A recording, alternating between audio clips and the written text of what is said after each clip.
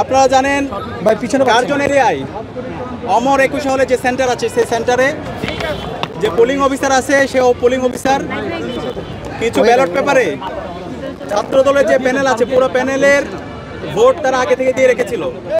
সাংবাদিক মারফত যখন আমরা জানতে পারলাম তখন আমরা বিশ্ববিদ্যালয় প্রশাসন নির্বাচন কমিশনের সাথে যোগাযোগ করেছি।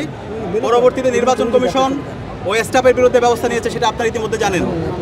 এবং এরপরে আমরা দেখতে পেয়েছি টিএসসিতে একজন স্টাফ একটা ওএমআরে আগে থেকে ক্রস দিয়ে রেখেছিল। এখন আমাদের অবস্থান পরিষ্কার, যে স্টাফ এই কাজটা করেছে তাকে অ্যারেস্ট করতে হবে, তাকে রিমান্ডে দিতে হবে এবং এই ঘটনা সে কার নির্দেশে করেছে সেটা বের করতে হবে। আমরা জানতে পেরেছি এখানে বিভিন্নপন্থী আমাদের শিক্ষক আছে এবং স্টাফরা আছে, তারা বিভিন্নভাবে ডাকসু নির্বাচনকে বানচাল করার চেষ্টা করছে। আমি সবাইকে আহ্বান করব, এই ডাকসু নির্বাচন এটা জুলাইয়ের অন্যতম আকাঙ্ক্ষা, এটা শহীদদের আকাঙ্ক্ষা, এটা ঢাকা বিশ্ববিদ্যালয়ের 40,000 শিক্ষার্থীর দাবি। সুতরাং ডাকসু নির্বাচনকে যারা বানচাল করার চেষ্টা করছে তাদের বিরুদ্ধে আমাদেরকে সবাইকে ঐক্যবদ্ধভাবে কাজ করতে হবে, আমাদেরকে সজাগ থাকতে হবে এবং যে সমস্ত স্টাফরা এই সমস্ত কাজ করেছে তাদের বিরুদ্ধে দ্রুত সময়ের মধ্যে বিচারের আওতায় নিয়ে আসতে হবে, তাদেরকে থানায় দিতে হবে, তাদেরকে অ্যারেস্ট করতে হবে।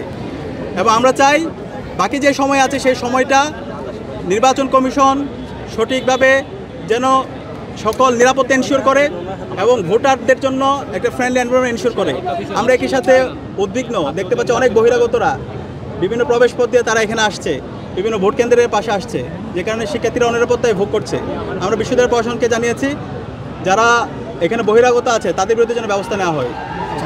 শিক্ষার্থীদের আস্থাকে আমরা গ্রহণ করব, কিন্তু এখানে যদি নির্বাচন কেউ বানচাল করতে চায়, নির্বাচনকে যদি কেউ ইঞ্জিনিয়ার করতে চায়, জুলাইয়ে যেভাবে শিক্ষার্থীরা খুনি হাসিনা এবং ছাত্রলীগকে রুখে দিয়েছিল ঠিক একইভাবে তারা প্রতিরোধ তাদের জারি রাখবে।